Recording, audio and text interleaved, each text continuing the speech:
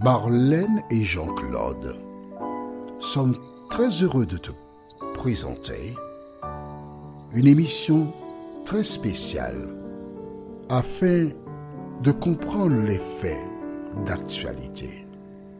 Merci pour ta fidélité. Oh, merci d'être là encore. Je prends un immense plaisir à partager avec toi ces vérités qui font tant de bien à celles et ceux qui cherchent l'Éternel de tout leur cœur. Aujourd'hui, notre thème, c'est quoi? Tu te rappelles? Le premier sacrifice répertorié. D'accord? Répertorié. C'est-à-dire que nous trouvons dans la Bible. Les références sont Genèse 4, verset 1 jusqu'au verset 5.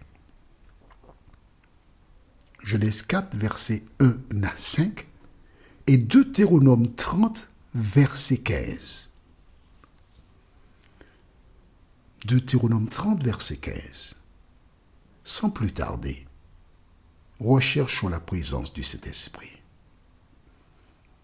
Notre Seigneur et notre Dieu, nous voici en ta présence pour recevoir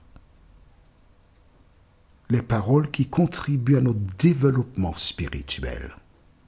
Cet esprit, merci de continuer de nous éclairer, de nous diriger. Et aide chacun à se rappeler que toutes les fois que nous faisons le contraire de ce que tu nous as ordonné, nous t'abandonnons et nous choisissons ton ennemi, le diable.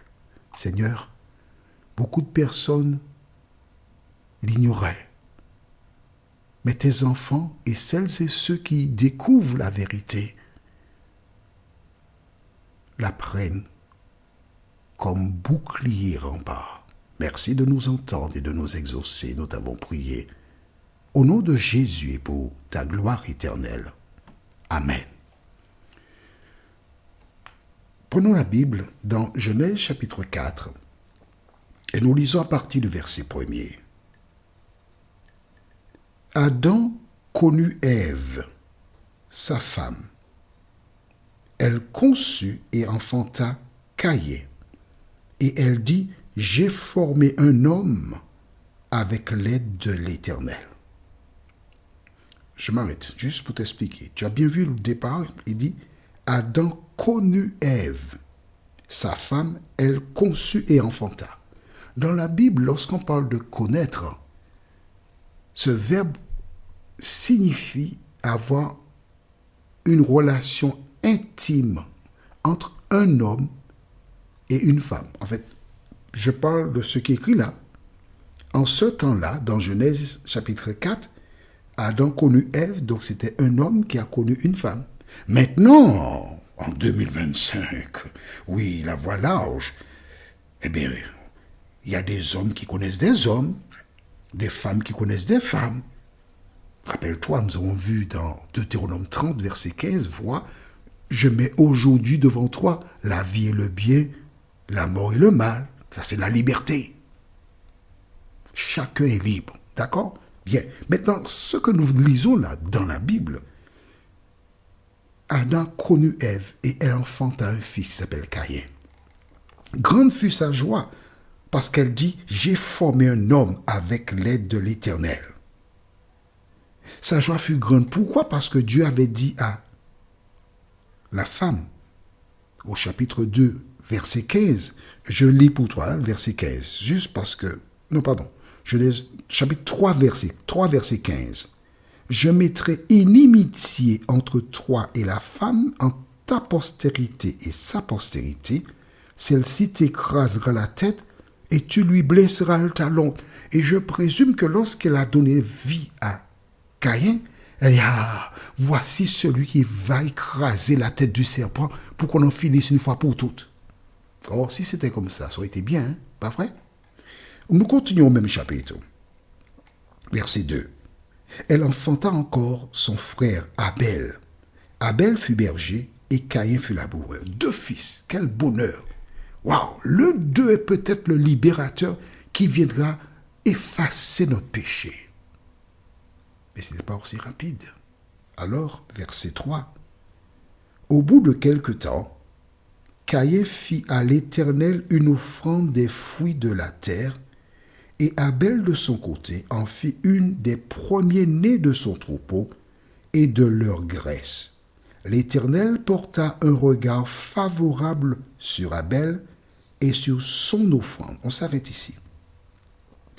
Voici, après un temps, il faut offrir une offrande à l'Éternel. La Bible déclare que Caïn, lui, il est laboureur. Donc, il plante et il récolte melons, pastèques, raisins, prunes, oranges, poires, de bonnes choses, des potirons, poireaux, etc. Mais lui, Abel, il est berger. Caïn offre à Dieu les fruits de la terre, ceux qu'il a récoltés, certains d'entre eux. Tandis qu'Abel donne un agneau. La Bible déclare que Dieu exauça l'offrande d'Abel, mais pas celle de Caïn. Pourquoi? Il porte un regard favorable. Nous n'avons pas les éléments, mais je veux croire qu'avant le chapitre 4, Dieu avait donné l'information, je veux croire, je dis bien, que c'était un animal, un agneau. Pourquoi? Écrit dans ton cahier, Jean 1, verset 29.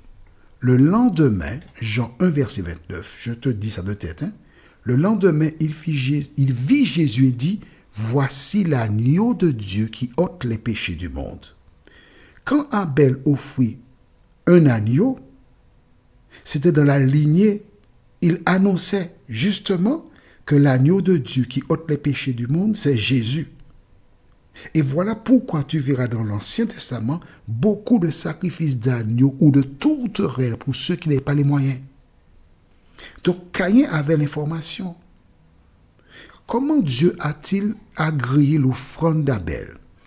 En m'appuyant sur le récit de 1 roi chapitre 17 et 18, le roi Akab avait épousé une femme, Jézabel, cette dernière incita le peuple à se révolter contre Dieu. On adorait des Baals. Et suite à cela, Dieu envoya un prophète, Élie, qui a dit qu'il n'y aura plus de pluie ni rosée, sinon qu'à ma parole. Et il est parti. Pendant 3 ans et 6 mois, il n'y avait pas d'eau qui tombait sur le pays. Au terme de cette période, Dieu renvoya Élie pour dire à Akab, écoute, l'eau va finalement tomber sur la terre.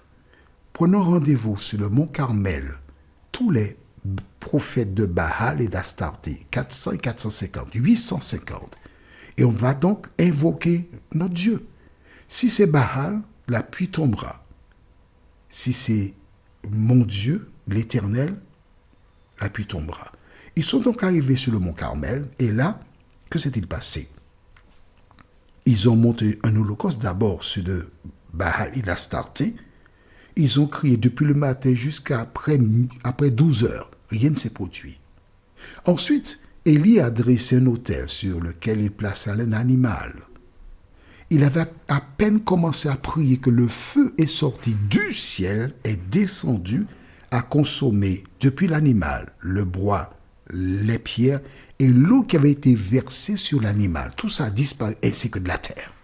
Alors le peuple a dit, c'est l'Éternel qui est Dieu, c'est l'Éternel qui est Dieu. Je veux croire que donc, lorsqu'Abel fit le sacrifice, le feu est descendu du ciel, a consumé l'offrande d'Abel, et voilà comment il y avait la démonstration que Dieu accepta l'offrande d'Abel et rejeta celle de Caïn.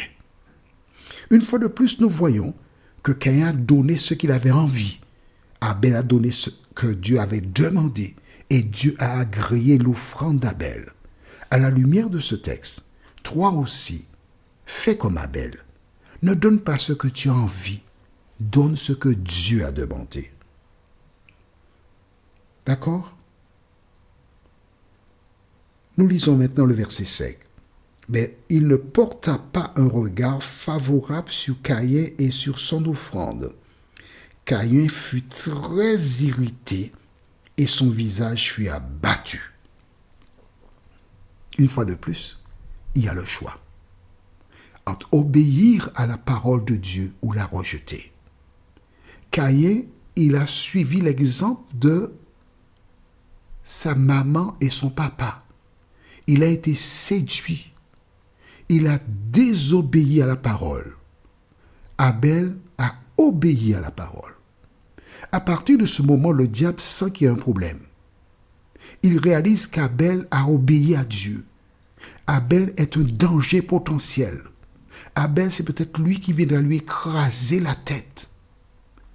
N'oublie pas que toutes les personnes qui veulent marcher selon la parole de Dieu, dans la vérité, auront toujours des problèmes.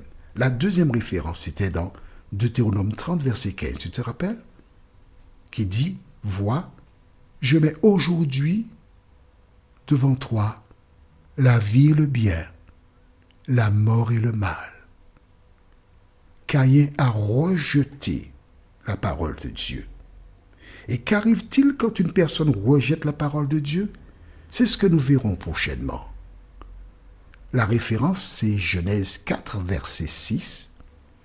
Et une deuxième référence, Éphésiens chapitre 4 aussi, mais versets 26 et 27.